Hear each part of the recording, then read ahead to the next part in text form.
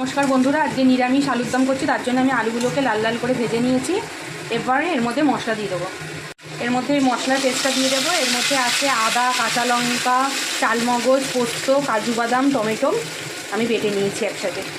দিয়ে দেবো পরিমাণ মতো নুন, লঙ্কার গুঁড়ো, একটু টমেটো কেচাপ। আলুর দমের সাথে লুচি খাওয়া হবে। যতই গরম হোক না কেন, বাঙালি কিন্তু গরমকে হার মানিয়েও লুচি খাবে। তাই আজকে আমি লুচি খাবই।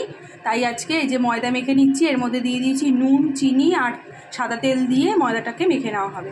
মশলা কষানো হয়ে গেছে, এবার আমি দিয়ে দেবো পরিমাণ মতো জল। আলুর দমটা হয়ে গেছে, এবার গরম মশলার গুঁড়ো ছড়িয়ে আমি আলুর দমটা নামিয়ে দেবো। তেল গরম হয়ে গেছে, এবার লুচিগুলো ভেজে নেবো। এই যে লুচিগুলো সব ভাজা হয়ে গেছে, এক থালা লুচি ভেজেছি। এই যে রেডি হয়ে গেছে খাবার।